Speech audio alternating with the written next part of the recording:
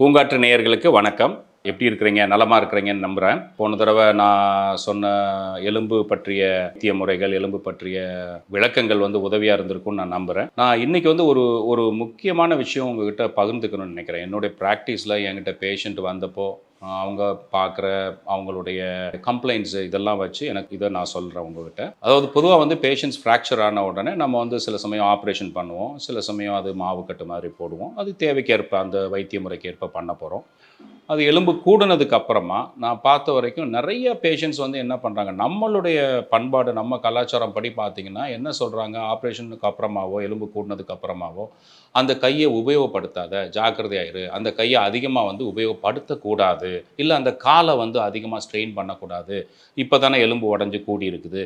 So இந்த வார்த்தைகள் பொதுவாக நடைமுறையில் இருக்குது. இது ஒரு லேக் ஆஃப் அவேர்னஸ் காமிக்குது. ஆக்சுவலாக இது பண்ணக்கூடாது.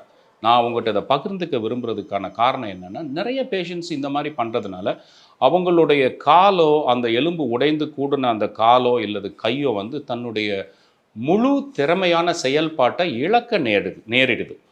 எப்படின்னா, இப்போ ஒரு எலும்பு உடையுதுன்னு வச்சுக்கோங்களேன். எலும்பு உடைஞ்சு கூடின உடனே அது தன்னுடைய முழு பலத்தையும் ஒன்ஸ் கூடின உடனே திரும்பவும் அது முழு பலத்தையும் பெறுகிறது. அப்போ நம்ம அதனுடைய செயல்பாடுகளில் மாற்றம் இல்லாமல் பழையபடியே எப்பயும் போல் கொண்டு போனால் தான் அது பழையபடி அந்த அந்த அந்த கையோ காலோ ஒரு உபயோகத்துக்கு வருவதற்கான வாய்ப்புகள் உண்டு. அதை செய்யாத இதை செய்யாத அப்படிங்கிறப்ப பார்த்திங்கன்னா எலும்பு அந்த ஸ்ட்ரென்த்து பழைய ஸ்ட்ரென்த்தை ரீகெயின் பண்ணாது.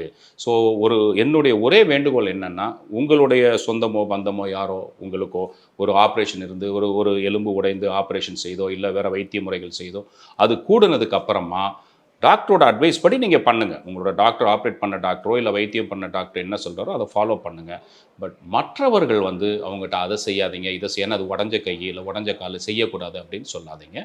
ஏன்னா அது செய்யத்தான் அந்த முழு பலனை அந்த கையோ காலோ பெறும். இது ரொம்ப முக்கியமான விஷயம். இது நான் ரொம்ப நாளாக பகிர்ந்துக்கணும்னு நினச்சேன். ஸோ இன்றைக்கி இதை உங்ககிட்ட சொல்கிறேன் நான். பூங்காற்று இது நாளைய நல்வாழ்விற்கான வழிகாட்டி.